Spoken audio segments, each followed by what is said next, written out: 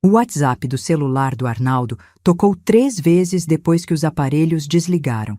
Eu estava sozinha com ele no quarto do hospital quando ouvi o último suspiro às 13h47 da madrugada de terça-feira. Mas o telefone continuava recebendo mensagens. Pai, conseguiu o dinheiro? Preciso pagar o cartão hoje. Era o Carlos. Pai, transfere logo, a Marlene está cobrando. Era a Fátima. Meus filhos não sabiam que eu tinha a senha do celular dele. Não sabiam que por 6 meses eu fui a única pessoa que permaneceu ao lado da cama quando as crises de dor chegavam de madrugada.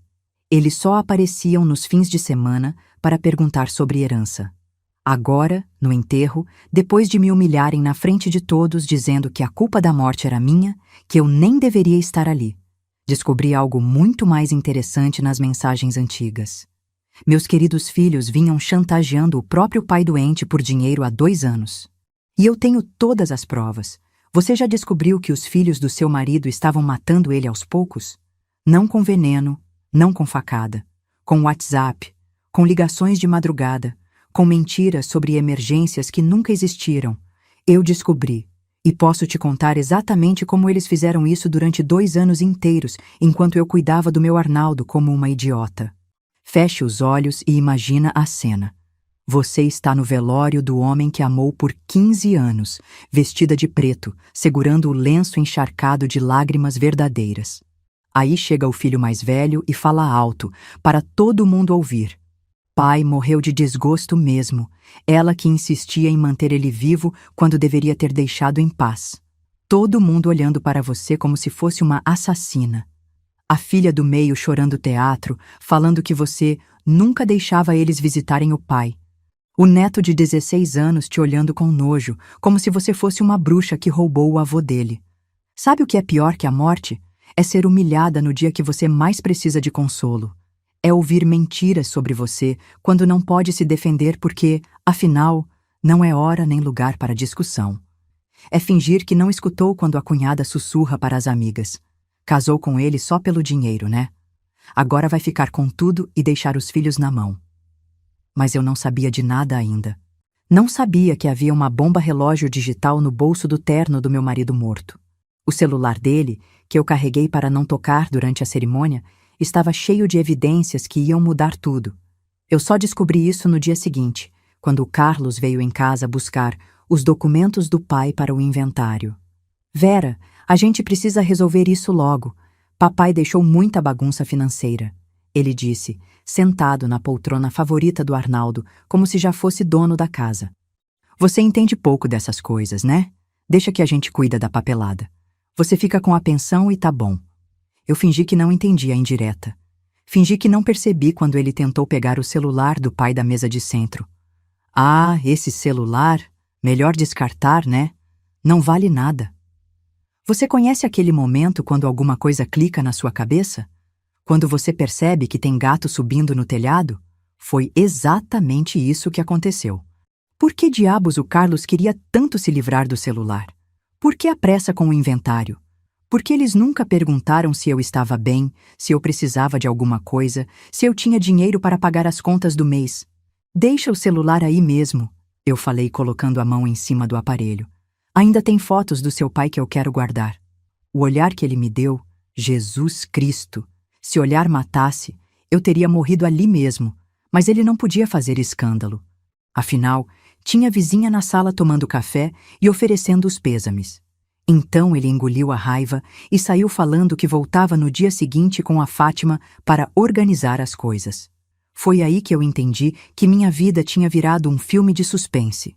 E eu nem sabia que era a protagonista. Deixa eu te contar quem eu era antes de descobrir que tinha me casado com uma família de sanguessugas. Vera Lucia Matos, 68 anos, natural de Itu, trabalhei 40 anos na contabilidade de empresas pequenas aqui da cidade. Aposentei faz 3 anos, depois que o Arnaldo foi diagnosticado com câncer de próstata. Alguém tinha que cuidar dele e os filhos estavam sempre muito ocupados. Eu conheci o Arnaldo no shopping de Sorocaba, numa tarde de sábado de 2009. Ele estava comprando presente para a neta. Eu estava comprando material escolar para os sobrinhos. Começamos conversando na fila do caixa, sobre como as crianças de hoje eram diferentes, sobre como a educação mudou. Ele era viúvo há 2 anos, eu era divorciada há 5. 2 cinquentões cansados de solidão. O namoro foi devagar, coisa de gente madura. Ele me levava para jantar no restaurante japonês da cidade, a gente ia no cinema ver filme nacional, caminhava na Praça da Independência aos domingos. Eu conheci os filhos dele 3 meses depois que começamos a namorar. Carlos, na época com 30 anos, trabalhando numa concessionária de carros. Fatima, 27, recém-separada, morando com a filha pequena na casa dos sogros. João, o caçula, 25, ainda fazendo faculdade de educação física. Eles foram educados comigo no começo. Não calorosos, mas educados. A mãe deles tinha morrido de câncer de mama 2 anos antes, então qualquer mulher na vida do pai ia ser vista com desconfiança. Eu entendia, não forcei barra para ser aceita. Mantive minha distância respeitosa, fui construindo relacionamento aos poucos. Quando o Arnaldo pediu minha mão em casamento, em 2010, a reação dos filhos foi gelada. Não fizeram escândalo, mas também não comemoraram.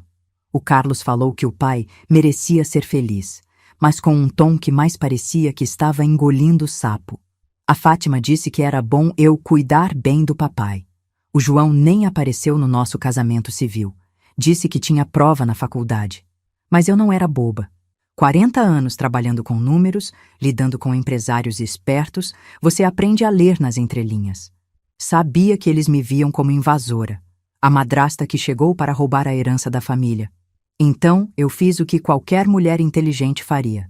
Me mantive na minha, cuidei bem do marido e nunca me meti em questões financeiras dele.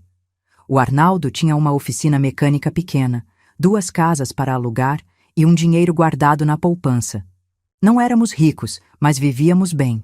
Eu continuei trabalhando até me aposentar, mantive minha independência financeira. Pagava metade das contas da casa, nunca pedi nada emprestado para ele.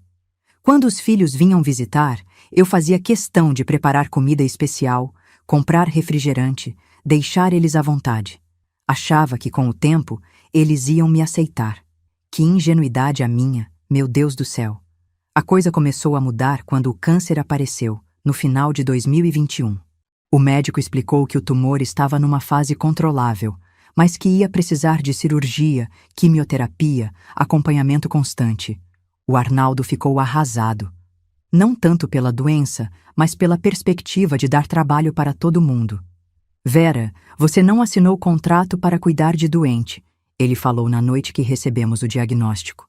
Se quiser se separar, eu entendo. Separar? Do homem que eu amava?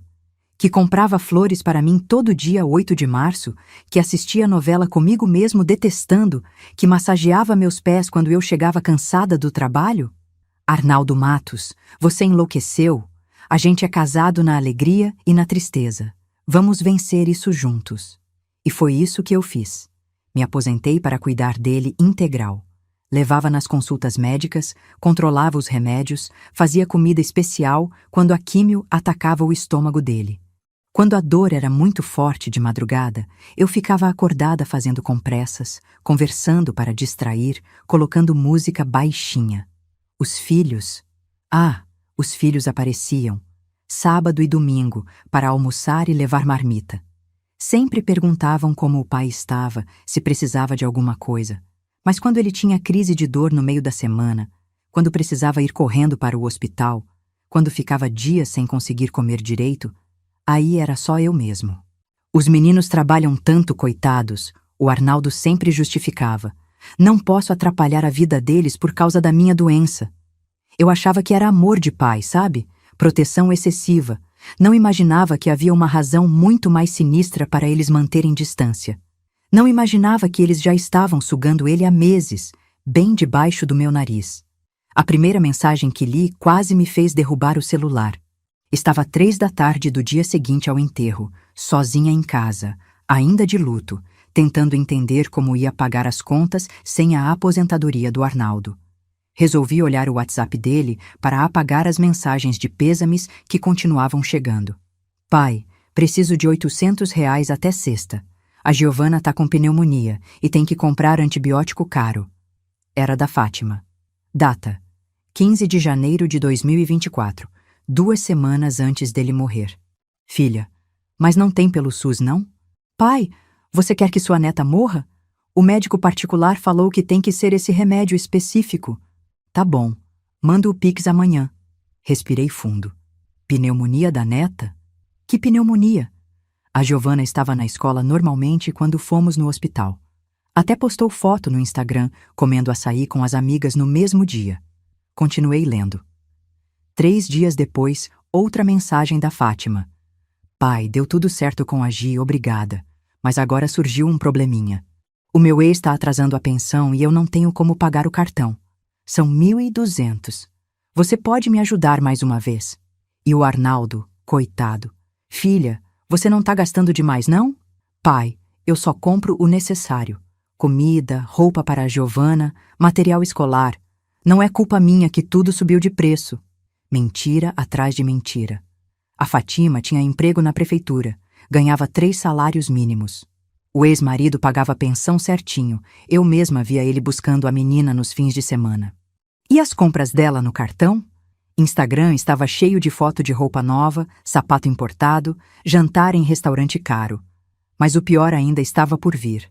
Abri as conversas do Carlos. Pai, lembra que eu falei que ia investir aquele dinheiro que você me emprestou? Deu problema. O cara sumiu com tudo. Que cara, Carlos? Um conhecido que prometeu 30% de lucro em 3 meses. Eu sei que você falou para ter cuidado, mas a oportunidade era boa demais. Agora eu tô devendo o cartão, e se não pagar, eles vão negativar meu nome. Aquilo me embrulhou o estômago. O Arnaldo nunca me falou de empréstimo para os filhos. Nunca me falou de problema financeiro. Nas nossas conversas, ele sempre dizia que o dinheiro estava rendendo na poupança, que não precisávamos nos preocupar. Continuei lendo, mãos tremendo. Pai, a Simone anda perguntando das contas. Se ela descobrir que eu perdi o dinheiro do carro dela, ela vai querer se separar. Filho, mas você não disse que era seu dinheiro? Pai, você sabe como é mulher. Se eu falar que perdi o dinheiro dela em investimento, ela vai fazer escândalo. Jesus Cristo! O Carlos estava mentindo para a própria esposa, usando o dinheiro dela e do pai para cobrir vício em investimento. E o Arnaldo, no meio da quimioterapia, preocupado em proteger o casamento do filho. Fui para as mensagens mais antigas.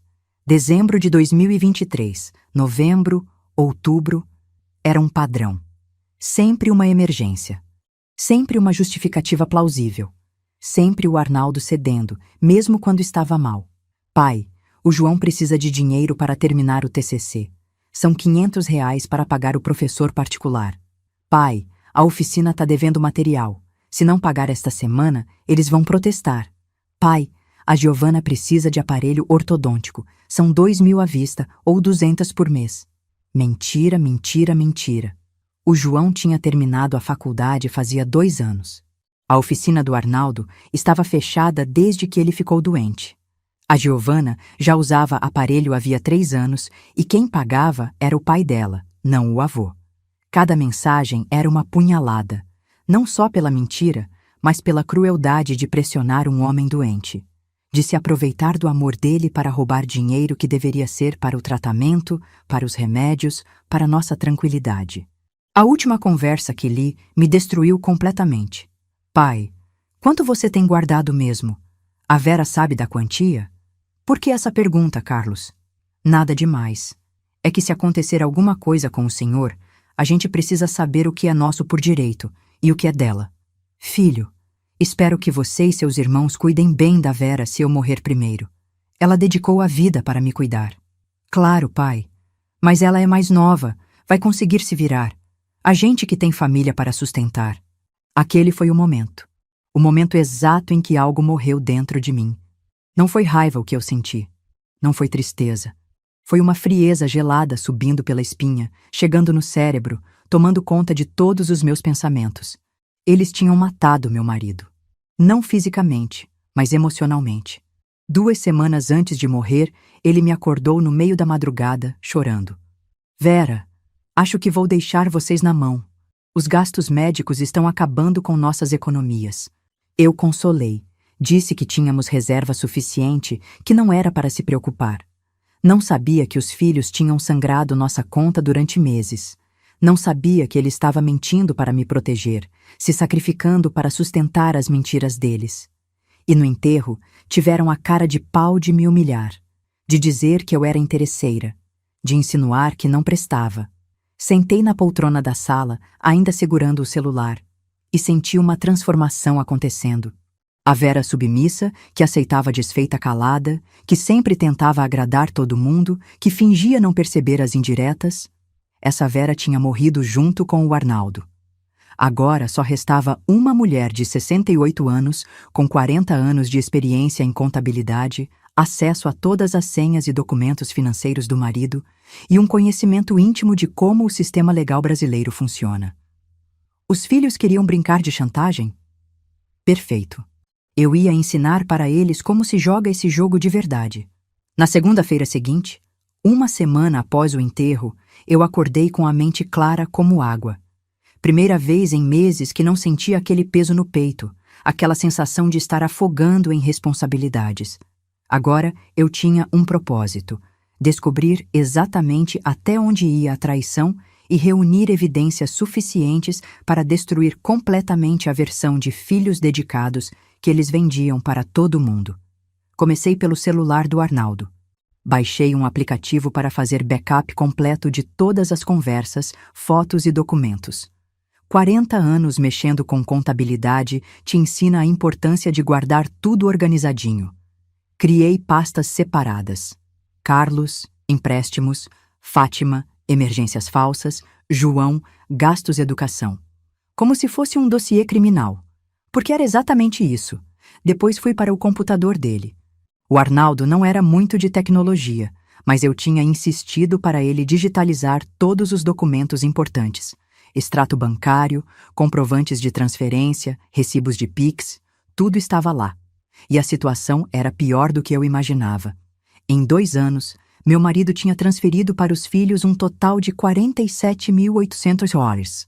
R$ 47.800. Quase metade da nossa reserva de emergência. Dinheiro que era para pagar plano de saúde, remédios caros, exames particulares. Dinheiro que ele ficou economizando na luz, no gás, na comida, para não prejudicar os filhos com os gastos médicos. Cada transferência tinha sido feita por Pix, então ficou tudo registrado. Empréstimo Carlos, investimento. Ajuda Fátima, remédio Giovana, João, material faculdade. As justificativas que eles davam, documentadas pelo próprio punho do meu marido. Evidência perfeita de que eles sabiam exatamente o que estavam fazendo. Mas eu precisava de mais. Conhecimento contábil me ensinou que toda mentira financeira deixa rastro. Se o Carlos estava mentindo sobre investimento, se a Fátima inventava emergências médicas, se o João fingia gastos com faculdade, tinha que ter inconsistências em outros lugares. Comecei stalkeando as redes sociais deles. Instagram, Facebook, até TikTok da Giovana. E bingo! A timeline contava uma história completamente diferente das emergências que eles relatavam para o pai. Dia 15 de janeiro. Fátima pede R$ 800 para antibiótico da pneumonia da filha. Dia 16 de janeiro. Foto da Giovana no Instagram comendo pizza com as amigas. Legendas: dia perfeito na escola. Dia 17 de janeiro. Story da Fátima, mostrando sapato novo da Arezzo. Merecimento de mãe trabalhadora. Dia 3 de dezembro. Carlos pede R$ 1.500 porque investimento deu errado. Dia 5 de dezembro. Foto dele no Facebook no bar com os amigos, mesa cheia de cerveja importada. Sexta-feira abençoada com a galera. Dia 8 de dezembro. Post da esposa dele. Meu marido surpreendeu com jantar romântico no melhor restaurante da cidade. A hipocrisia era tão descarada que até dava nojo. Mentiam para um homem doente, inventavam emergências familiares e depois gastavam o dinheiro extorquido em futilidade, ostentação, diversão. Mas a investigação mais importante aconteceu quando decidi ir na agência bancária do Arnaldo. Levei certidão de óbito, certidão de casamento, RG. Como viúva, eu tinha direito legal de acesso a todas as movimentações da conta conjunta que tínhamos. Dona Vera, sinto muito pela perda, falou a gerente, uma moça nova que conhecia a gente há anos. O senhor Arnaldo era um cliente muito querido, sempre preocupado com a família. Obrigada, Fernanda. Estou tentando organizar as finanças e gostaria de ver o extrato completo dos últimos 2 anos, especialmente as transferências para outras contas. Enquanto ela imprimia os documentos, eu fingi estar emocionada, limpando o olho com lenço de papel. Os filhos dele querem fazer inventário rápido, mas eu preciso entender a situação financeira primeiro. Claro, é normal. Vou imprimir tudo detalhado para a senhora. Quando vi os extratos, quase caí da cadeira. Não eram só os 47 mil que eu tinha visto no computador. Havia outras movimentações que o Arnaldo fazia diretamente pelo aplicativo do banco, sem deixar comprovante físico. Depósitos em dinheiro nas contas dos filhos, pagamentos diretos de cartão de crédito deles, transferências para pessoas que eu nem conhecia. O total real era de 73.200 reais em 2 anos. 73 mil reais. Nossa reserva inteira de emergência, mais metade da poupança que era para garantir minha tranquilidade na viuvez. Tudo sugado pelos filhos dele, enquanto eu economizava no supermercado para não sobrecarregar o orçamento familiar. Fernanda, essas transferências para outras pessoas. Você tem os dados dos beneficiários? Tenho sim. Aqui, ó. Leonardo da Silva Santos recebeu 3.200 em maio. Marlene Rocha Costa, 1.800 em setembro. Maria Aparecida Ferreira, 2.400 em novembro. Anotei todos os nomes. Quando chegasse em casa, ia descobrir quem eram essas pessoas e por que meu marido estava pagando dívidas delas. Saí do banco com uma pasta cheia de documentos e um plano se formando na cabeça. Mas ainda precisava da peça final do quebra-cabeça. Descobrir exatamente que tipo de dívidas os filhos tinham e com quem. Para isso, eu ia precisar agir como detetive. E a primeira pista estava numa conversa que vi no WhatsApp do Arnaldo, de 3 meses atrás. Pai, o Leonardo está cobrando os juros.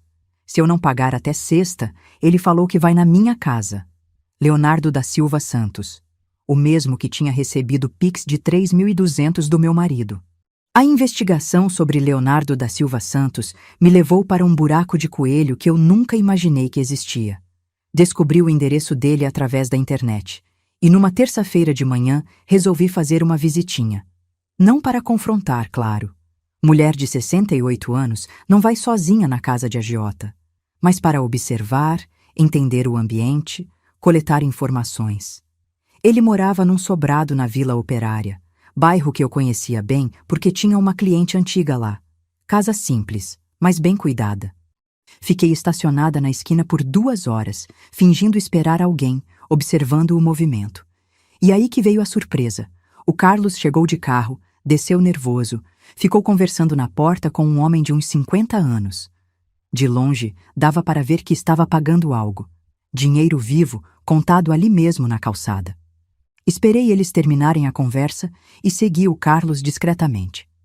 Ele foi direto para uma casa de apostas online que funcionava na sala comercial de um prédio pequeno no centro.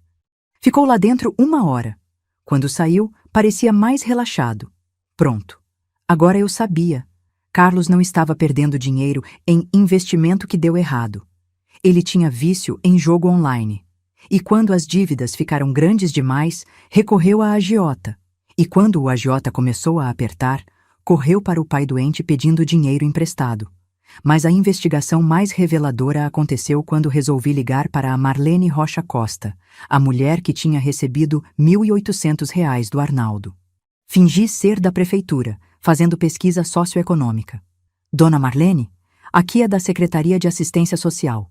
Estamos atualizando o cadastro de famílias beneficiadas por programas sociais. A senhora recebeu alguma ajuda financeira de pessoa física nos últimos meses? Ah, vocês sabem, né? Aquele dinheiro que a filha do seu Arnaldo me deu? A Fátima? Fátima. A emergência médica da neta era, na verdade, dinheiro para pagar uma dívida da Fátima com a empregada doméstica. A mulher que cuidava da Giovana nos dias que a Fátima trabalhava. Dona Marlene, pode me explicar melhor essa situação? Olha, eu trabalho na casa da Fátima há 3 anos, cuidando da menina. Só que ela vinha atrasando meu salário, sempre com desculpa. Aí, em setembro, ela me chamou e falou que o avô da Giovanna ia me pagar direto, porque ela estava com problema no banco. Recebi certinho, mas achei estranho. Por que o velho ia pagar a empregada da filha? Por que mesmo, dona Marlene? Porque a filha estava gastando o próprio salário em bobagem e não tinha dinheiro para pagar quem cuidava da própria filha. Aí inventou que era emergência médica para o pai bancar a irresponsabilidade dela. Liguei também para Maria Aparecida Ferreira. Dessa vez me identifiquei como advogada, investigando uma questão de herança. Dona Maria, preciso confirmar um pagamento que a senhora recebeu do senhor Arnaldo Matos, no valor de R$ 2.400. Ah, sim. Coitado do velho. A nora dele, a Simone, me devia esse dinheiro do curso de manicure que minha filha fez. Aí apareceu lá em casa com esse senhor, explicando que ele ia quitar a dívida para ajudar a família. Senti até pena do homem. Parecia tão cansado. Simone, a esposa do Carlos, estava devendo curso de manicure e não contou para o marido. Então o Carlos inventou uma emergência qualquer para conseguir dinheiro do pai e quitar a dívida da esposa sem ela descobrir que ele sabia. A cada ligação, a cada descoberta, o nível de traição ficava mais profundo. Não eram só empréstimos pontuais. Era uma operação coordenada de extorsão familiar. Cada filho inventava crises para sugar dinheiro do pai doente, que não contava nada para mim para me proteger da preocupação. Mas a descoberta mais devastadora aconteceu quando encontrei um caderno escondido na gaveta da cômoda do Arnaldo. Ele anotava tudo à mão: datas, valores, justificativas. E tinha uma anotação que quase me fez chorar. 15/10/01/2024. Carlos pediu 1.500 para a emergência. Vera comentou que queria trocar a geladeira porque a nossa está barulhenta. Vou ter que adiar. Não posso gastar com casa quando os filhos precisam. A geladeira. Eu tinha comentado de passagem que nossa geladeira estava fazendo barulho estranho, que talvez fosse bom trocar antes que quebrasse de vez. Uma sugestão simples, sem pressão. E meu marido anotou isso como gasto que precisa ser cortado, para poder emprestar dinheiro para os filhos. Outra anotação. 22/11/2024. Fátima precisa de 800 para material escolar da Giovanna. Vera falou que queria fazer excursão para Aparecida com as amigas aposentadas. Custa R$ 200. Vou falar que não dá este mês. A excursão. Eu tinha esperado 2 meses para juntar os R$ 200 para ir com as amigas numa excursão de um dia para Aparecida do Norte. Era a primeira vez em anos que eu queria gastar alguma coisa só para meu prazer. E o Arnaldo me negou, dizendo que o mês estava apertado. Agora eu sabia por quê. Sentei na cama que dividimos por 15 anos e chorei. Não de tristeza, de raiva, de indignação. O homem que eu amava morreu preocupado, estressado, negando pequenos prazeres para si mesmo e para mim, para sustentar as mentiras e irresponsabilidades dos filhos adultos. E no enterro tiveram a audácia de me humilhar, de dizer que eu não prestava, de insinuar que eu estava interessada só no dinheiro. Bem, agora eles iam descobrir o que acontece quando se mexe com uma mulher que realmente entende de dinheiro. Naquela noite, sentada na cozinha da nossa casa com uma xícara de café, eu tive uma epifania. Durante 40 anos de carreira, lidei com empresários desonestos, sonegação fiscal, empregados que roubavam, sócios que se traíam. Vi de tudo na área contábil. E aprendi uma lição fundamental. Toda mentira financeira pode ser usada contra quem mentiu. Peguei uma folha de papel e comecei a fazer o que sei fazer de melhor: organizar números. Só que desta vez não era para ajudar ninguém. Era para destruir. Dossiê Carlos Matos. Recebeu R$ 31.400 em empréstimos do pai doente. Justificativas falsas documentadas por WhatsApp, dívidas com agiotas comprovadas por testemunhas, vício em apostas online com evidências fotográficas, uso de dinheiro da esposa sem autorização, omissão de informações na declaração de imposto de renda. Dossiê Fátima Matos. Recebeu 23.600 em emergências médicas falsas, uso indevido de imagem da filha menor para extorsão, calote em funcionária doméstica pago pelo avô da criança, gastos supérfluos enquanto alegava necessidade básica, possível negligência com a menor, deixava sem cuidados para gastar em futilidade. Dossiê João Matos. Recebeu R$ 18. 200 para gastos educacionais, após formar, falsidade ideológica ao alegar ainda estar cursando faculdade, participação em esquema familiar de extorsão contra idoso. O que eu tinha em mãos não era só evidência de ingratidão familiar, era evidência de crimes. Extorsão qualificada contra idoso vulnerável, falsidade ideológica, sonegação fiscal e, no caso da Fátima, uso de menor em esquema criminoso. Mas não bastava ter as evidências. Eu precisava de um plano que causasse o máximo de dano possível, no momento certo, com o maior impacto. Não queria só expor eles. Queria destruir completamente a vida que construíram com o dinheiro roubado do meu marido. Lembrei de um caso que acompanhei anos atrás. Um empresário que descobriu que os próprios filhos estavam desviando dinheiro da empresa. Em vez de confrontar diretamente, ele reuniu evidências durante meses e entregou tudo para a Receita Federal e Ministério Público ao mesmo tempo. Os filhos não só perderam os cargos na empresa, como responderam criminalmente. Era isso. Não ia confrontar eles diretamente. Ia deixar que as autoridades fizessem o trabalho sujo. Comecei a preparar 3 dossiês separados. 1. Ministério Público, denúncia por extorsão qualificada contra idoso, uso de menor em esquema criminoso, formação de organização criminosa familiar. 2. Receita Federal, denúncia por sonegação fiscal. Carlos não declarou os empréstimos como renda. Fátima não declarou os valores recebidos. João, idem. 3. Ordem dos advogados. João trabalhava numa empresa de advocacia. Ia perder o emprego quando descobrissem que ele participava de esquema criminoso. Mas ainda faltava o toque final. A cereja do bolo. A vingança poética que ia fazer justiça ao sofrimento do meu Arnaldo. Foi aí que lembrei do inventário. Eles queriam dividir a herança rapidinho, me dar uma pensãozinha e ficar com o resto. Achavam que eu não entendia de questões legais, que eu ia aceitar qualquer proposta por ignorância. Grave engano. O Arnaldo tinha deixado o testamento. Um testamento simples, feito no cartório em 2018, onde deixava metade de tudo para mim, direito legal da viúva, e metade para ser dividida entre os 3 filhos. Normal, previsível, sem surpresas. Mas existe uma cláusula no direito brasileiro que poucos conhecem: a deserdação por indignidade. Quando herdeiros cometem crimes contra o falecido, eles perdem automaticamente o direito à herança. E extorsão qualificada contra idoso está na lista de crimes que geram indignidade. Se eu conseguisse provar que os 3 cometeram extorsão contra o pai, eles não só iam responder criminalmente, como iam perder completamente o direito à herança. Os bens todos ficariam para mim. A casa, o dinheiro restante, os aluguéis das outras propriedades, ironia poética perfeita. Tentaram me roubar. Iam ficar sem nada. Passei 3 semanas organizando tudo. Cada documento, cada print de conversa, cada comprovante bancário. Cruzei informações, conferi datas, organizei por ordem cronológica.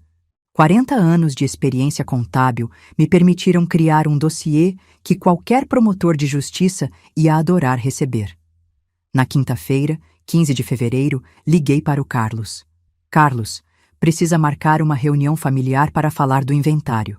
Sábado, 2 da tarde, aqui em casa. Chama a Fátima e o João. Vera, não precisa reunião não. A gente já conversou entre nós. Você fica com a casa e a pensão. A gente divide o resto. Simples. Não, Carlos, precisa ser formal. Tenho algumas questões importantes para discutir antes de assinar qualquer documento. Ele suspirou, irritado. Tá bom. Mas vamos resolver logo, porque a gente tem outros compromissos. Outros compromissos.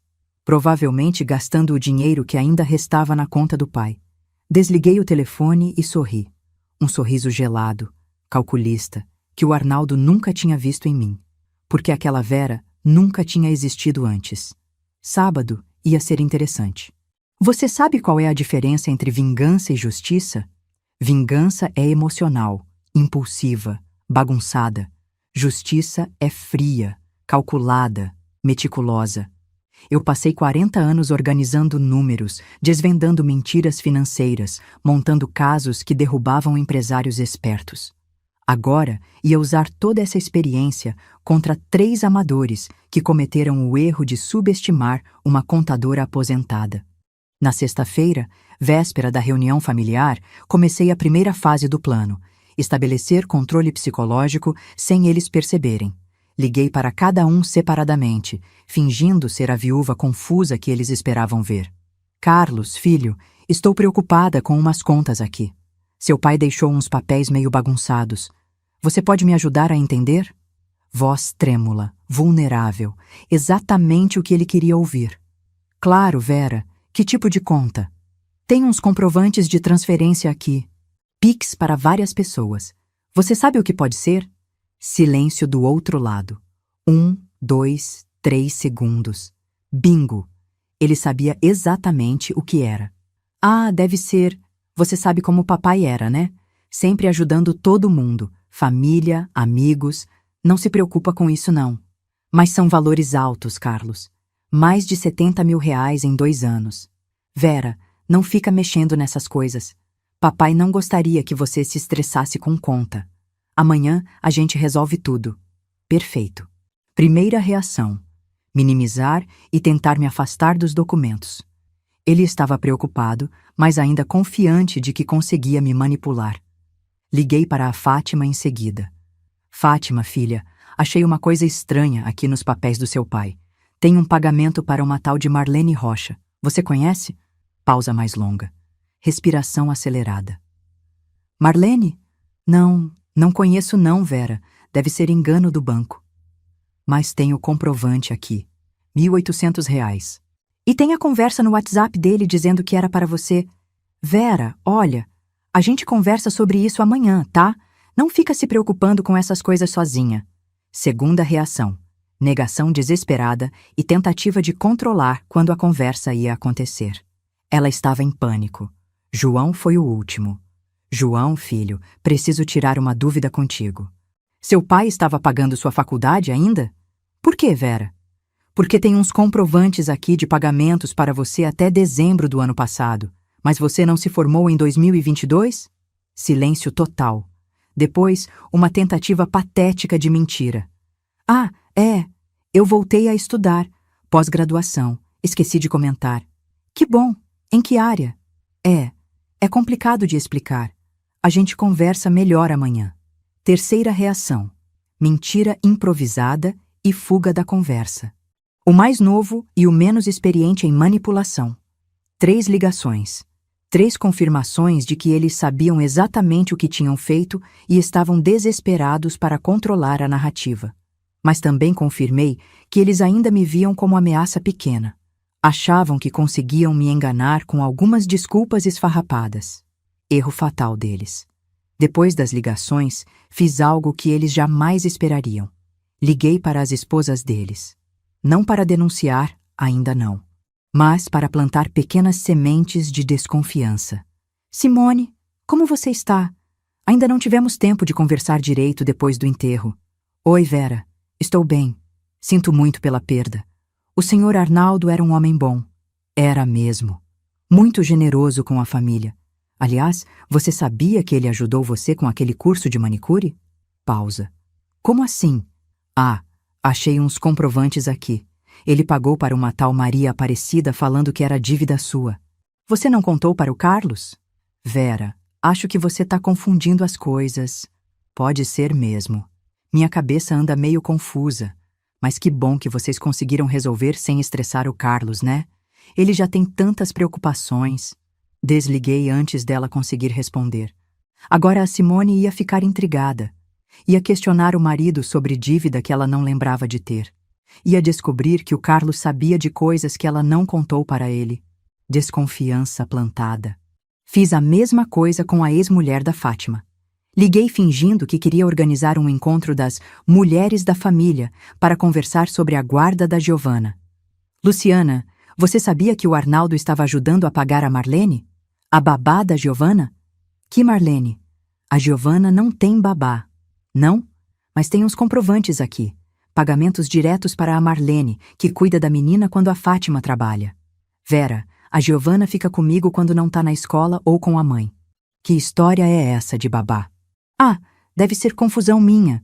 Você sabe como é, viúva recente, tentando entender os papéis do marido. Mais uma semente de desconfiança plantada.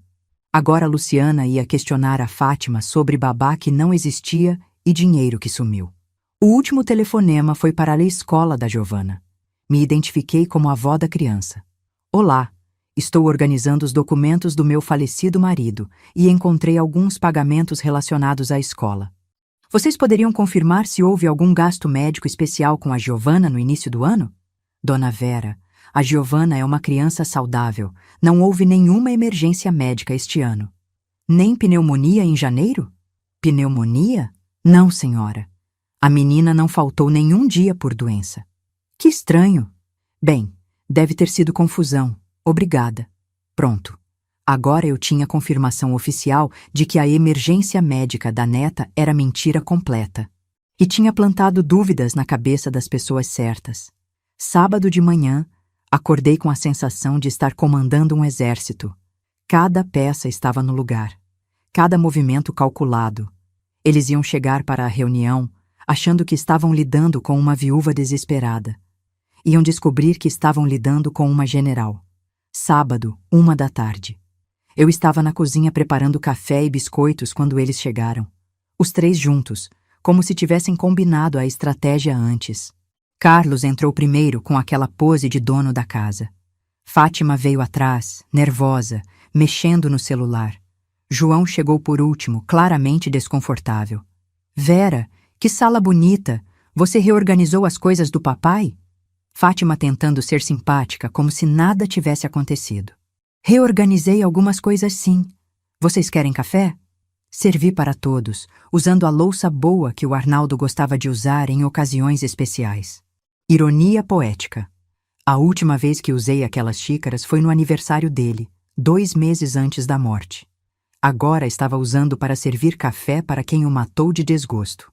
Bem, Carlos começou, assumindo o controle da conversa como sempre. Vamos resolver logo essa questão do inventário. Já conversamos entre nós e chegamos numa proposta justa para todo mundo. Que bom.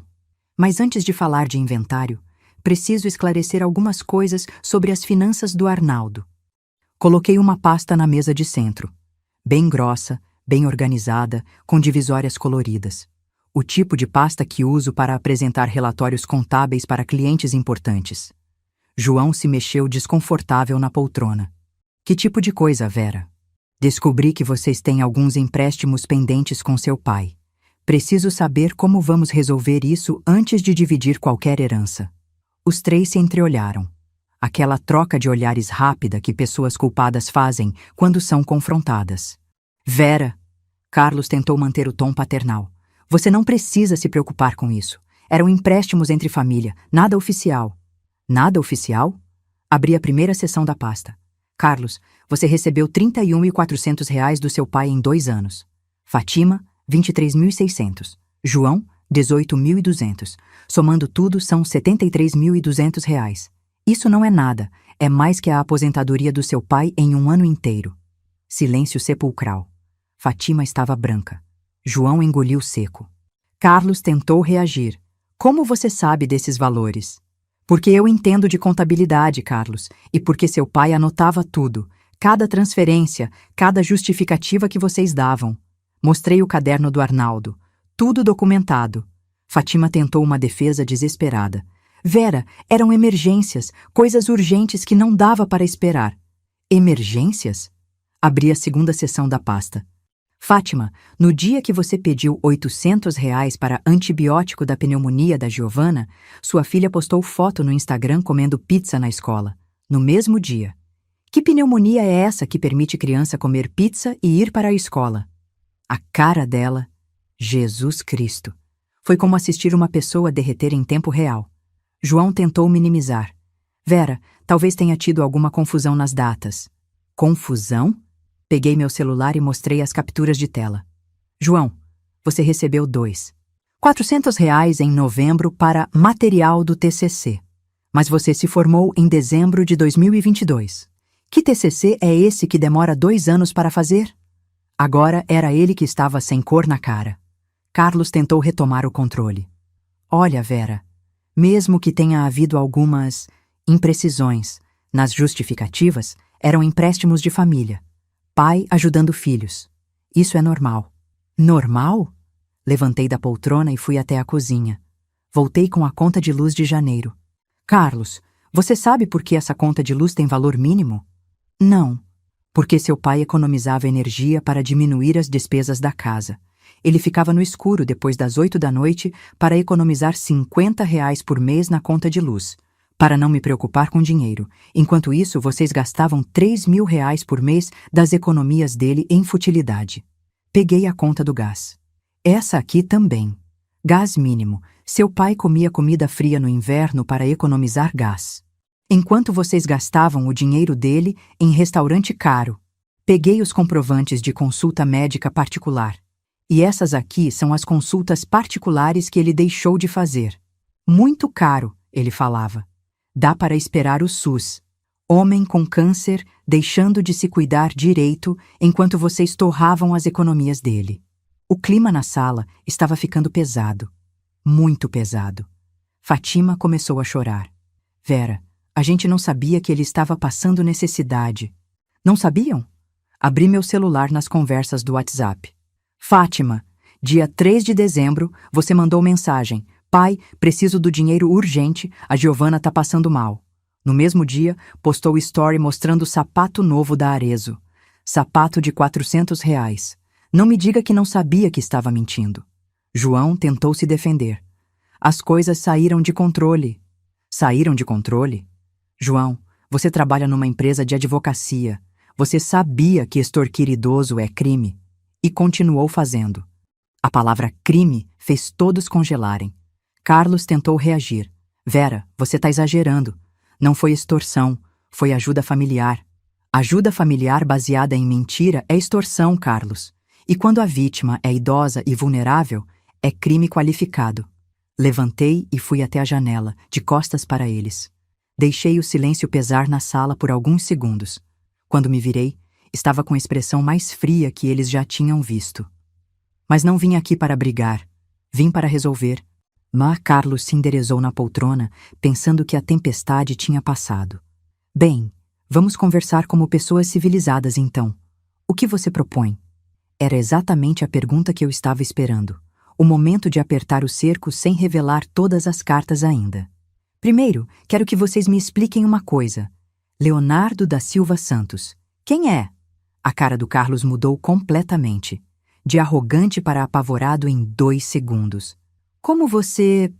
Por que você está perguntando sobre o Leonardo? Porque seu pai pagou R$ 3.200 para ele. Direto da nossa conta. E eu fui atrás para saber quem era. Fátima se mexeu inquieta. Vera, você foi investigar as pessoas? Fátima, sou contadora há 40 anos. Investigar movimentação financeira suspeita é parte do meu trabalho. E descobri coisas muito interessantes. Abri a 3ª seção da pasta. Tinha fotos que tirei discretamente do Carlos saindo da casa de apostas, comprovantes de Pix para agiotas, print screen de conversas que encontrei no celular do Arnaldo. Carlos, o Leonardo é agiota. Você devia dinheiro para ele por causa de apostas online. Quando não conseguiu pagar, correu para o seu pai doente inventando emergência. João arregalou os olhos. Carlos, você tá devendo agiota? Cala a boca, João. Não vou calar, não. Se você meteu a família em problema com agiota... A família já estava em problema, eu interrompi. João, você também tem suas dívidas. Maria Aparecida Ferreira. Lembra dela? Agora era a vez do João empalidecer. Como você... Curso de manicure da filha dela, que a Simone, esposa do Carlos, fez e não pagou. Só que a Simone não contou para o Carlos que estava devendo. Então, quando a Maria Aparecida foi cobrar, você inventou uma emergência para conseguir dinheiro do pai e pagar a dívida da cunhada, para manter o segredo dela. Olhei para o Carlos. A propósito, Carlos, a Simone sabe que você sabia da dívida dela? Porque ontem eu comentei com ela sobre isso. A cara dele virou um tomate. Você fez o quê? Comentei por acaso. Falei que achei comprovante de pagamento para a Maria Aparecida. Ela ficou bem curiosa para saber como você soube da dívida que ela não contou para você. Fátima tentou mudar de assunto. Vera, para que mexer com essas coisas antigas? Vamos resolver o inventário e cada um segue sua vida. A Marlene Rocha Costa, eu falei, ignorando completamente a tentativa de desvio. A babá da Giovana que não existe. Fátima fechou os olhos. Ai, meu Deus! Liguei para a escola da Giovana ontem. Eles confirmaram que sua filha não teve pneumonia nenhuma em janeiro. Também falei com a Luciana. Ela ficou muito interessada em saber sobre essa babá misteriosa que cuida da filha de vocês. João explodiu. Vera, você tá fazendo guerra psicológica com a gente. Guerra psicológica? João, eu tô apenas checando informações. Coisa que deveria ter feito antes. Vocês que inventaram mentiras. Eu só descobri a verdade. Carlos tentou retomar o controle. Tá bom, Vera.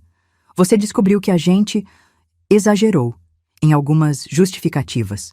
Mas no final das contas, éramos filhos pedindo ajuda para o pai. Isso não é crime. Carlos, você tem certeza que não é crime? Abri a 4ª seção da pasta. Tinha printouts de artigos do Código Penal, jurisprudência sobre extorsão qualificada, casos similares que encontrei pesquisando online. Artigo 158 do Código Penal. Extorsão. Quando praticada contra maior de 60 anos, pena aumenta de 1/3. Quando praticada por parente, circunstância agravante. Quando baseada em mentira sobre necessidade de menor, circunstância qualificadora. Os 3 estavam olhando para mim como se tivessem vendo um fantasma. E tem mais. Lei 10.741, Estatuto do Idoso, artigo 102.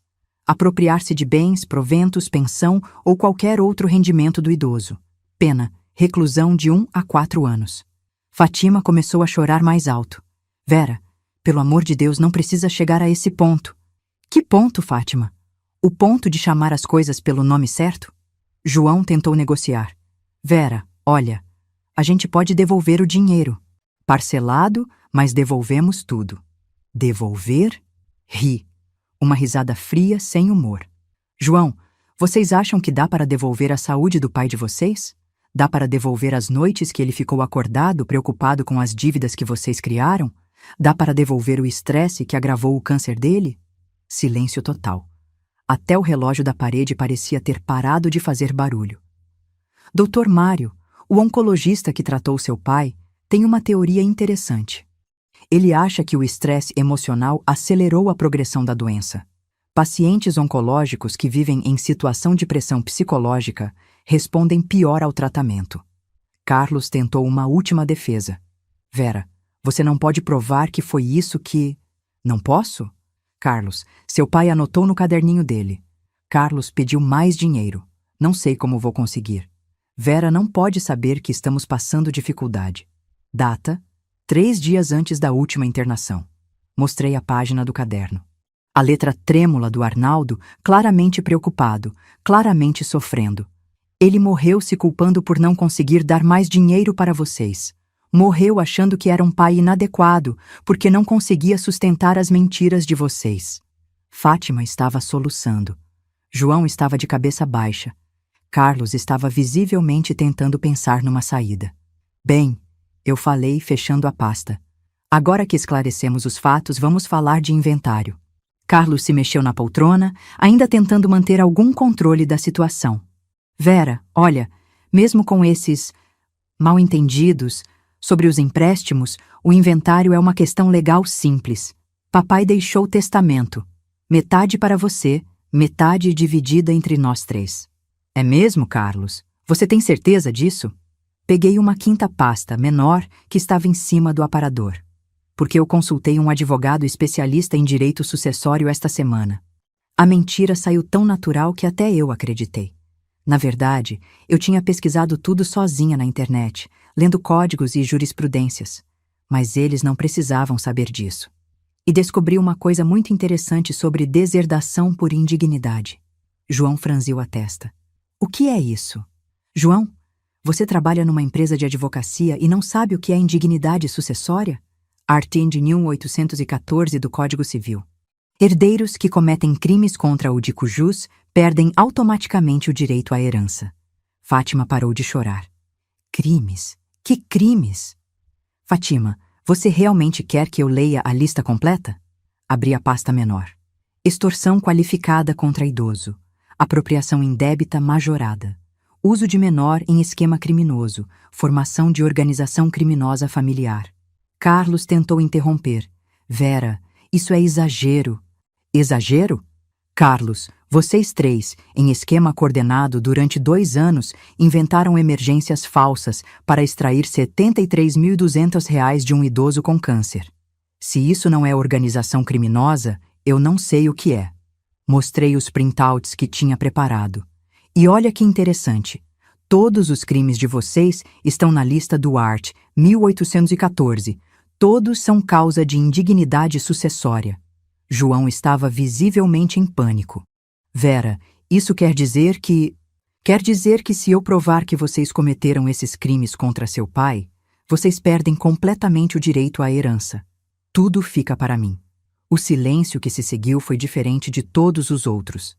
Era o silêncio de pessoas que finalmente entenderam que estavam numa armadilha, que a presa tinha virado predadora. Carlos tentou uma última cartada. Vera, mesmo que você tente isso, são acusações graves. Você teria que provar tudo na justiça. Isso pode demorar anos. Provar? Sorri. Carlos, eu não teria que provar nada. O Ministério Público que teria que provar. Eu só apresentaria as evidências. Peguei meu celular e mostrei a tela. Já escrevi a denúncia. 15 páginas com todas as evidências organizadas, todas as provas documentais anexadas, todos os depoimentos de terceiros confirmados. Fátima arregalou os olhos. Você já fez a denúncia? Escrevi, mas ainda não enviei. Está aqui no rascunho do e-mail. Destinatário: Ministério Público do Estado de São Paulo, Promotoria de Defesa dos Direitos do Idoso. Mostrei o celular para cada um deles. Podiam ver que o e-mail estava pronto mesmo, só faltava apertar enviar. E tem mais, continuei.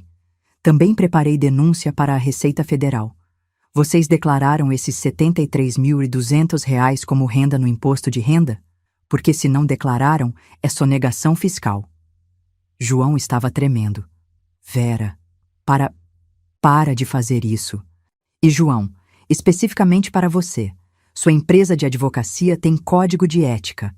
Como será que seus chefes vão reagir quando descobrirem que um funcionário deles está envolvido em esquema criminoso contra idoso? Carlos explodiu. Vera, chega! Para com essa chantagem. Chantagem? Levantei da poltrona. Carlos, chantagem é o que vocês fizeram com seu pai. Eu estou apenas exercendo meus direitos legais de cidadã. Tenho o direito de denunciar crimes dos quais tenho conhecimento. Caminhei até a janela e olhei para a rua. A casa do vizinho, onde estava acontecendo um churrasco de família. Crianças brincando no quintal, adultos conversando na varanda, famílias normais, fazendo coisas normais de sábado à tarde. Vocês sabem qual é a diferença entre aquela família ali e a nossa? Apontei para a casa dos vizinhos. Eles se amam de verdade, vocês só amam o dinheiro. Me virei para eles. Então, aqui está minha proposta final. Vocês têm exatamente 1 semana para decidir o que vão fazer. Fátima se desesperou. Decidir o quê? Se vão confessar tudo publicamente, pedir desculpas pela família, restituir integralmente os valores e aceitar que não têm direito à herança. Ou se preferem que eu envie essas denúncias e deixe que a justiça resolva. Carlos tentou negociar. E se escolhermos a primeira opção? Se escolherem a primeira opção, eu não envio as denúncias criminais. Vocês perdem a herança mesmo, por indignidade, mas não vão presos. João perguntou. E se escolhermos não aceitar? Se escolherem não aceitar, balancei o celular na mão. Eu envio tudo segunda-feira de manhã. Aí vocês explicam para as esposas, para os filhos, para os chefes, para os vizinhos, porque estão sendo investigados por extorsão qualificada contra idoso. O peso do ultimato ficou pairando na sala. Eles finalmente entenderam que não estavam lidando com uma viúva ingênua. Estavam lidando com uma mulher que tinha 40 anos de experiência em destruir mentirosos com documentos e evidências. Uma semana, repeti. Sábado que vem, 2 da tarde, aqui mesmo. Vocês me dizem a decisão. Carlos tentou mais uma vez. Vera, somos família. Família? Interrompi. Carlos, família não extorque, família não mente, família não humilha a viúva no enterro. Parei na frente dele. Vocês deixaram de ser minha família no dia que decidiram matar seu pai de desgosto. Caminhei até a porta da sala. A reunião acabou. Vocês sabem onde fica a saída. A semana que se seguiu foi a mais interessante da minha vida. Não pela tensão, não pela expectativa, mas pela sensação estranha de estar finalmente no controle. Durante 15 anos de casamento, sempre fui a esposa coadjuvante. Durante 40 anos de carreira, sempre fui a funcionária competente, mas invisível. Agora, pela primeira vez, eu era a protagonista da minha própria história. Segunda-feira, 8h30 da manhã, meu telefone tocou. Carlos. Vera, a gente precisa conversar antes do sábado. Sábado, 2 da tarde, como combinado. Vera, escuta. A gente pode chegar num acordo. Não precisa chegar ao extremo. Extremo? Carlos, extremo foi extorquir um homem com câncer. Eu estou apenas seguindo os trâmites legais. Terça-feira, Fátima me mandou mensagem no WhatsApp. Vera, pelo amor dos meus filhos, vamos conversar. A Giovana não tem culpa de nada. Respondi. Fátima, a Giovana realmente não tem culpa. Por isso mesmo ela merece uma mãe honesta, que não usa ela como desculpa para cometer crimes. Quarta-feira, João apareceu na minha porta, sem avisar, nervoso, claramente desesperado. Vera, eu perdi meu emprego. Como assim? Alguém ligou lá na empresa falando que eu estava envolvido em esquema criminoso. Eles me mandaram embora para preservar a reputação da firma. Fingi surpresa, mas por dentro estava satisfeita. Claro que ninguém tinha ligado. A própria paranoia dele fez ele agir de forma suspeita no trabalho, e os chefes perceberam que alguma coisa estava errada. João, eu não fiz nada ainda. Se você perdeu o emprego, foi porque sua própria consciência pesada te traiu. Vera, pelo amor de Deus, minha vida está desmoronando. Seu pai também viu a vida dele desmoronar nos últimos meses. A diferença é que ele era inocente. Quinta-feira, a Simone ligou para mim. Vera, o Carlos confessou tudo. Sobre as dívidas, sobre os empréstimos, sobre as mentiras. Como você está lidando com isso? Mal, muito mal. Eu não sabia de nada, Vera. Se soubesse que ele estava mentindo para o próprio pai doente. Simone, você não tem culpa de nada, mas agora sabe quem você casou. Vera, ele me pediu para te ligar, para ver se dá para resolver isso em família. Resolver em família? Simone, família era quando o Arnaldo ficava sem luz em casa para economizar R$ 50, enquanto o Carlos gastava 3.000 do dinheiro dele em uma noite. Sexta-feira, recebi uma ligação que não esperava. Dr. Mário, o oncologista. Dona Vera, soube que a senhora está lidando com questões familiares complicadas. Como assim, doutor? O Carlos veio aqui pedindo para eu dar um laudo dizendo que o estresse dos filhos não influenciou na doença do pai. Ofereceu até dinheiro. E minha nossa, e o senhor? Obviamente recusei, mas achei que a senhora devia saber. E aproveitei para revisar os prontuários do seu Arnaldo. Tenho evidências médicas claras de que o estresse emocional acelerou a progressão da doença. O senhor estaria disposto a testemunhar isso? Dona Vera, com todo respeito ao falecido, aqueles filhos mataram o pai tanto quanto qualquer arma. Se a justiça precisar da minha opinião médica, eu dou. Sábado de manhã, arrumei a casa como se fosse receber visita de gala. Louça fina, flores frescas, café passado na hora. Não porque queria agradá-los, mas porque queria que lembrassem que o que iam perder havia sido conquistado com dignidade e trabalho honesto. Meio-dia, coloquei meu vestido azul marinho, o mesmo que usei na formatura de contabilidade 40 anos atrás. O mesmo que usei no meu casamento com o Arnaldo. O mesmo que usei na primeira reunião com um cliente importante da minha carreira. Meu uniforme de batalha. 2 da tarde em ponto, eles chegaram. Mas não sozinhos. Trouxeram a Simone, a ex-mulher da Fátima, Luciana e até a Giovana. Vera, Carlos começou antes mesmo de entrar. Trouxemos a família toda porque isso afeta todo mundo. Olhei para a menina de 12 anos, claramente confusa com toda a situação. Giovanna não deveria estar aqui. Isso é conversa de adulto. A Giovanna tem direito de saber o que está acontecendo com a família dela, Fátima disse, numa tentativa desesperada de usar a criança como escudo emocional. Tem mesmo, concordei. Giovanna, sua mãe usou seu nome para inventar doenças falsas e conseguir dinheiro do seu avô. Seu avô morreu preocupado achando que você estava doente, quando na verdade você estava perfeitamente bem. A cara da criança foi um soco no estômago até para mim, mas era necessário. Alguém tinha que falar a verdade para ela. Luciana explodiu. Fátima, é isso que você fez? Usou minha filha para roubar dinheiro? Luciana, não foi assim. Não foi como? Você inventou que a Giovanna estava doente para conseguir dinheiro que gastou em sapato. O clima já estava pesado antes mesmo de começarmos a conversa principal. Perfeito. Quanto mais eles brigassem entre si, menos unidos estariam contra mim. Bem, eu disse, sentando na poltrona principal da sala. Já que estão todos aqui, vamos esclarecer tudo de uma vez. Coloquei 3 pastas na mesa de centro, maiores que as da semana passada, mais organizadas, mais intimidadoras. Primeira pasta, dossiê completo para o Ministério Público. 15 páginas detalhando extorsão qualificada contra idoso, com todas as evidências documentais, testemunhas e perícia médica. A Simone arregalou os olhos. Perícia médica? Doutor, Mário revisou os prontuários do Arnaldo. Confirmou que o estresse emocional causado pelas pressões financeiras acelerou a progressão do câncer. Carlos tentou minimizar. Vera, isso não prova nada. Segunda pasta. Dossiê para a Receita Federal. Sonegação fiscal. Vocês 3 receberam um total de R$ 73.200 e não declararam no imposto de renda. João estava visivelmente tremendo. Vera, a gente não sabia que tinha que declarar. Não sabiam? João, você trabalhava numa empresa de advocacia. Ignorar obrigação fiscal não é desculpa legal. Fátima tentou apelar. Vera, pensa na Giovanna. Terceira pasta. Petição de indignidade sucessória.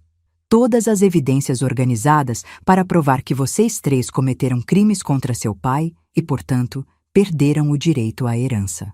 Luciana estava lendo por cima do meu ombro. Fátima, você pode ir presa por isso? Pode, respondi antes da Fátima. Extorsão qualificada contra idoso tem pena de 2 a 8 anos de reclusão. A Giovanna começou a chorar. Mamãe, o que está acontecendo? Fátima se ajoelhou na frente da filha. Filha, mamãe fez algumas coisas erradas. Algumas coisas erradas? Interrompi. Fátima, você cometeu crimes. Chama pelo nome certo. Simone se virou para o Carlos. Carlos, você me garantiu que ia resolver tudo em família. Simone, eu tentei, mas a Vera... A Vera, o quê? Levantei da poltrona. A Vera descobriu a verdade? A Vera não aceitou ser enganada mais uma vez? Caminhei até o centro da sala, onde todos podiam me ver claramente. Vocês querem saber qual foi o erro de vocês? Não foi roubar o dinheiro, não foi mentir para um homem doente, não foi me humilhar no enterro. Parei na frente de cada um deles.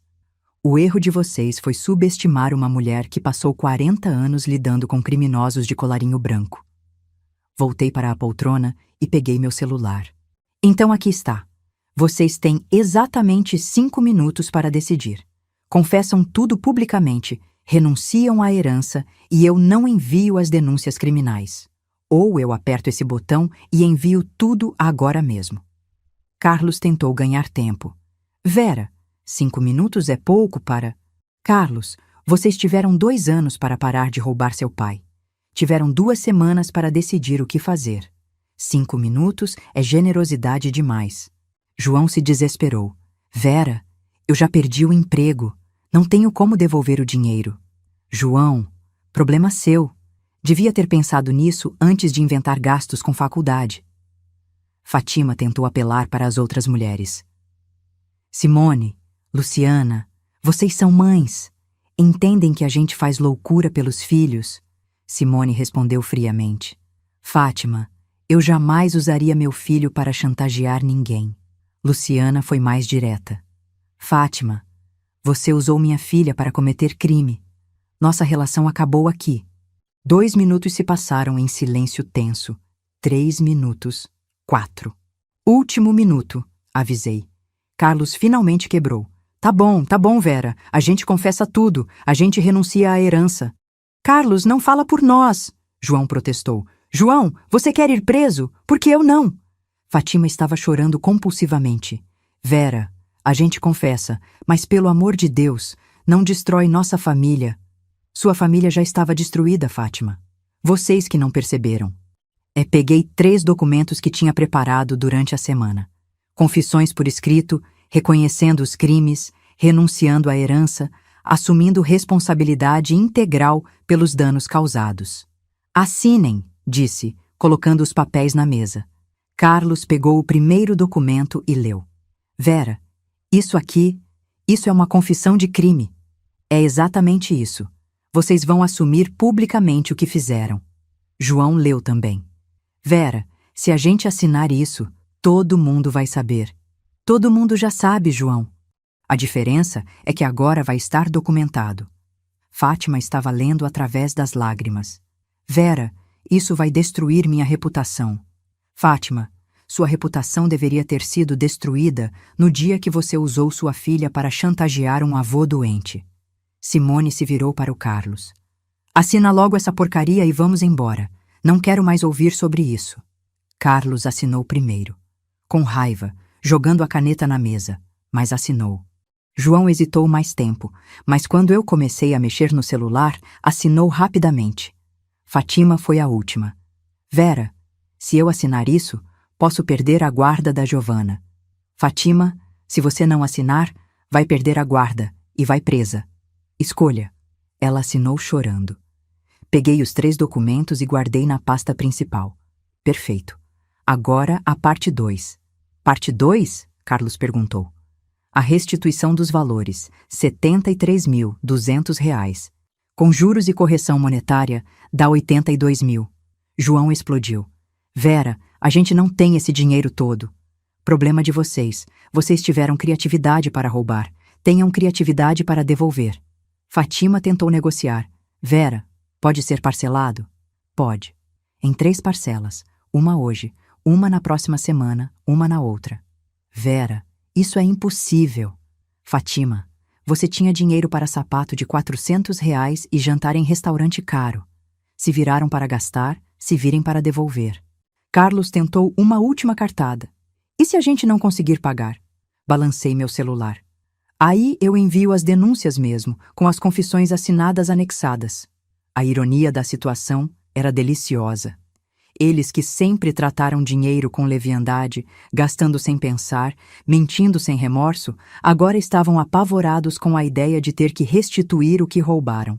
E tem mais uma coisa, continuei. Vocês vão pedir desculpas públicas.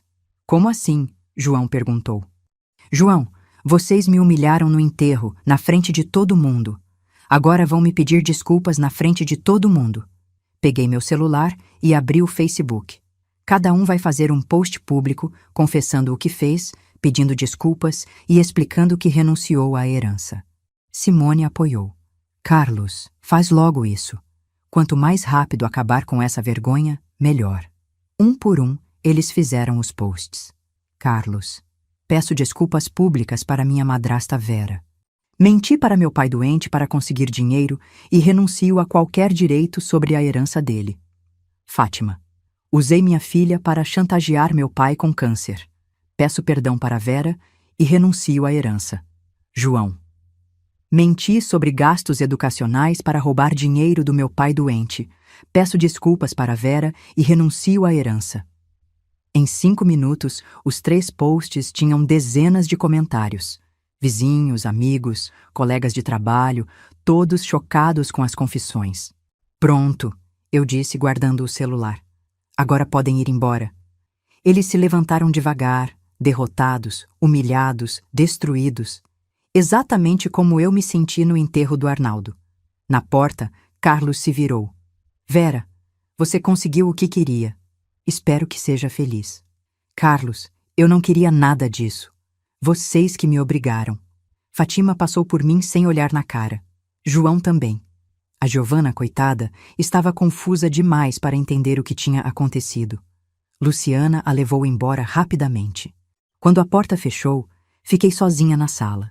Sozinha com 3 confissões assinadas, 3 posts públicos e a certeza de que tinha acabado de destruir completamente 3 vidas. E sabe o que eu senti? Alívio, paz, justiça finalmente feita. O silêncio da casa não era mais pesado. Era tranquilo. Era meu. 3 meses se passaram desde aquele sábado. Hoje é maio de 2025 e estou sentada na varanda da minha casa, agora completamente minha, tomando café da manhã sozinha, como faço todos os dias. O silêncio não me incomoda mais. Na verdade, aprendi a valorizar o silêncio. Você quer saber como termina uma história de vingança? Não como nos filmes. Não há música épica, não há abraços emocionados, não há sensação de missão cumprida que dura para sempre. O que sobra é uma estranha mistura de satisfação e vazio. Como depois de terminar uma obra grande no trabalho, você fica aliviada de ter acabado, mas também meio perdida sem ter o que fazer. A primeira consequência prática da minha vingança foi financeira. Com as confissões assinadas e as renúncias formalizadas em cartório, eu herdei 100% dos bens do Arnaldo. A casa onde moro, avaliada em R$320 mil. 2 casas de aluguel que rendem R$2.400 por mês. A poupança restante de R$28 mil, depois que eles sugaram o resto. E uma aposentadoria de viúva de R$2.100 mensais. Matematicamente falando, saí de uma situação de viúva dependente para uma situação de mulher independente e confortável. Não sou rica, mas nunca mais vou precisar economizar na conta de luz ou deixar de comprar um sapato novo. A segunda consequência foi social. Os posts deles no Facebook viralizaram em Itu. Nossa cidade é pequena, todo mundo conhece todo mundo. Em questão de dias, eu me tornei simultaneamente a viúva corajosa que denunciou os enteados criminosos e a madrasta vingativa que destruiu uma família. As opiniões se dividiram exatamente como eu esperava. Metade das pessoas me apoia. Vera fez certo. Filhos ingratos merecem isso mesmo. A outra metade me condena. Poderia ter resolvido em família, não precisava humilhar todo mundo publicamente. Eu não me importo com nenhuma das 2 opiniões. Aprendi uma coisa interessante sobre moral. Quando você vive toda a vida tentando agradar todo mundo, nunca agrada ninguém de verdade. Quando você para de tentar agradar e faz o que acredita ser certo, pelo menos agrada a si mesma. A terceira consequência foi familiar, obviamente. Cortaram qualquer contato comigo. Não que tivéssemos muito antes, mas agora é oficial. Carlos mudou de cidade. Soube por terceiros que se separou da Simone e foi morar em Campinas. João conseguiu emprego numa cidade do interior, longe daqui.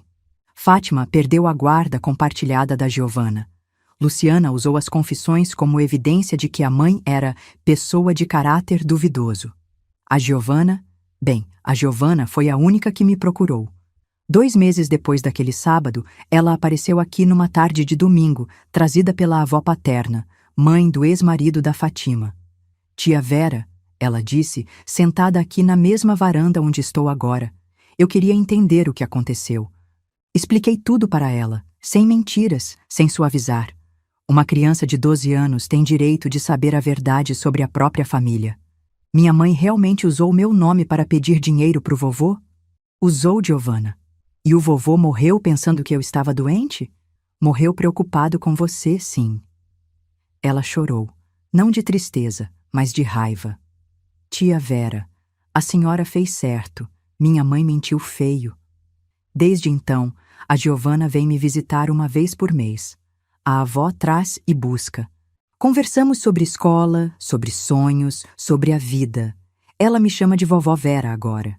É a única pessoa da família do Arnaldo que ainda faz parte da minha vida. Irônico, não é?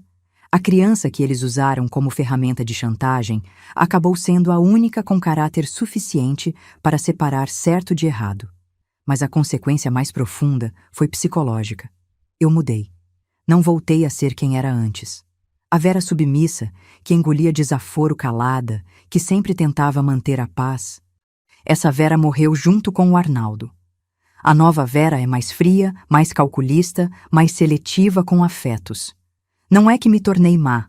Ainda ajudo vizinhos necessitados, ainda trato todo mundo com educação, ainda sou a mesma pessoa honesta de sempre.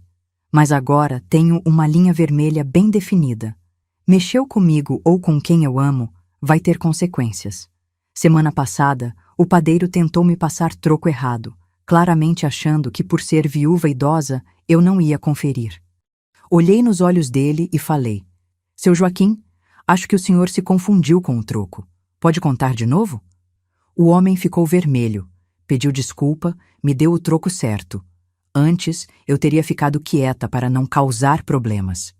Agora, problemas são solucionados na hora em que surgem. A quarta consequência foi prática. Aprendi a viver sozinha de verdade. Não apenas fisicamente sozinha, isso eu já sabia fazer, mas emocionalmente independente. Durante 40 anos trabalhando e 15 anos casada, sempre tive alguém para dividir decisões, responsabilidades, preocupações. Agora sou só eu, e descobri que gosto disso. Acordo no horário que quero, como o que tenho vontade. Assisto os programas que gosto sem ter que negociar com ninguém. Compro o que preciso sem ter que justificar para ninguém. Viajo quando quero. Mês passado fui para Campos do Jordão sozinha, coisa que nunca tinha feito na vida. É uma liberdade estranha, mas viciante. Liberdade de não ter que considerar a opinião de mais ninguém sobre a própria vida. Então você deve estar se perguntando: eu me arrependo? Faria tudo de novo? A vingança valeu a pena? São perguntas complicadas, e a resposta não é simples como em filme de Hollywood. Não, eu não me arrependo. Nem um pouco. Eles cometeram crimes contra um homem doente que os amava incondicionalmente. Mereciam consequências. Se eu não tivesse agido, eles teriam continuado vivendo tranquilamente com o dinheiro roubado, contando mentiras sobre o próprio caráter, se achando vítimas da madrasta interesseira. Faria tudo de novo? Provavelmente sim. Mas talvez de forma ainda mais eficiente. 3 meses de planejamento foram suficientes para destruí-los completamente.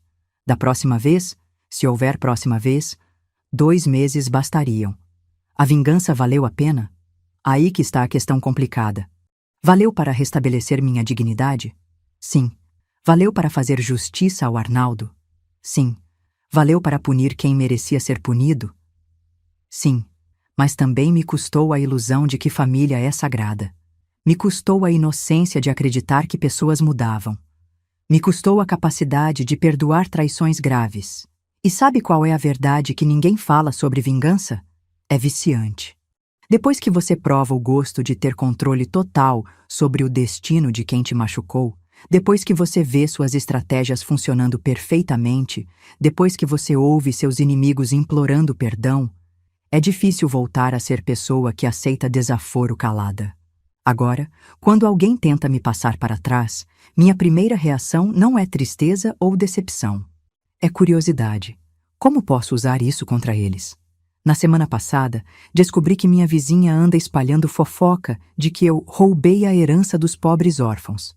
Fiquei sabendo que ela deve 3 meses de condomínio e mentiu para o síndico dizendo que já pagou. A Vera de antes ficaria magoada e tentaria conversar para esclarecer o mal-entendido. A nova Vera já coletou os comprovantes da dívida e está considerando mandar para o grupo de WhatsApp do prédio com uma mensagem: interessante como pessoas que não pagam as próprias contas têm moral para falar da vida financeira dos outros. Não fiz isso ainda, mas o fato de estar considerando já mostra como eu mudei. E isso me leva à reflexão mais perturbadora de todas. Será que me tornei exatamente igual aos filhos do Arnaldo? Será que a diferença entre nós é só que eu tive melhores resultados? Eles mentiram e manipularam para conseguir dinheiro. Eu menti e manipulei para conseguir vingança. Eles usaram conhecimento íntimo da família para explorar vulnerabilidades. Eu usei conhecimento íntimo da família para explorar vulnerabilidades. A diferença é que eu estava do lado certo moralmente. Eles eram os criminosos, eu era a vítima. Mas os métodos não foram tão diferentes assim. Talvez essa seja a verdade mais sinistra sobre justiça. Para derrotar monstros, às vezes você precisa se tornar um pouco monstro também. Mas sabe o que eu aprendi sobre mim mesma nesses 3 meses? Eu consigo viver com essa ambiguidade moral. Consigo dormir tranquila, sabendo que usei métodos questionáveis para fins justos. Consigo olhar no espelho e gostar da pessoa que vejo, mesmo sabendo que ela é mais fria e calculista do que era antes, porque a alternativa era aceitar a injustiça calada. Era deixar que criminosos saíssem impunes. Era permitir que a memória do Arnaldo fosse desonrada por pessoas que o exploraram até a morte. E isso eu não conseguiria viver. Então, aqui está minha mensagem final para você que me ouviu até o fim. Cuidado com quem você trai. Cuidado com quem você subestima. Cuidado especialmente com mulheres de meia idade que passaram a vida inteira sendo subestimadas. Porque pode ser que uma dessas mulheres tenha 40 anos de experiência em descobrir mentiras. Pode ser que ela saiba exatamente como o sistema legal funciona. Pode ser que ela tenha tempo, paciência e motivação suficientes para destruir sua vida metodicamente. E pode ser que, quando ela terminar com você, a única coisa que sobre seja o arrependimento de ter mexido com a pessoa errada. Você já parou para pensar quantas pessoas ao seu redor podem estar guardando mágoas antigas? Quantas injustiças podem estar esperando o momento certo para serem cobradas? Quantas vinganças podem estar sendo planejadas em silêncio, com a paciência e precisão de quem tem tempo de sobra? A vida é longa. A memória das pessoas é mais longa ainda. E a paciência de uma mulher ofendida pode ser infinita. Se você tem família, trate bem. Se você tem pessoas que confiam em você, seja digno dessa confiança. Se você tem poder sobre pessoas vulneráveis, use com responsabilidade. Porque nunca se sabe quando a contadora aposentada que você subestimou vai decidir que chegou a hora de acertar as contas. E quando esse dia chegar, você vai descobrir que existe uma diferença muito grande entre perdão e esquecimento. Perdão é opcional. Esquecimento é impossível. O Arnaldo me perdoaria por ter destruído os filhos dele? Provavelmente. Ele sempre foi homem de coração mole, que acreditava na segunda chance, na reconciliação, no amor familiar acima de tudo. Mas o Arnaldo está morto. Morreu de desgosto, preocupado com problemas que não eram dele, negando pequenos prazeres para si mesmo para sustentar as mentiras de quem deveria protegê-lo. E eu estou viva. Viva, saudável, financeiramente independente e completamente em paz com as escolhas que fiz. Se isso faz de mim uma pessoa boa ou má, não sei. E descobri que não me importo em saber. O que importa é que a verdade foi revelada. A justiça foi feita. Os culpados foram punidos. E eu posso tomar meu café da manhã em paz, sabendo que ninguém nunca mais vai tentar me passar para trás. Porque agora todo mundo sabe.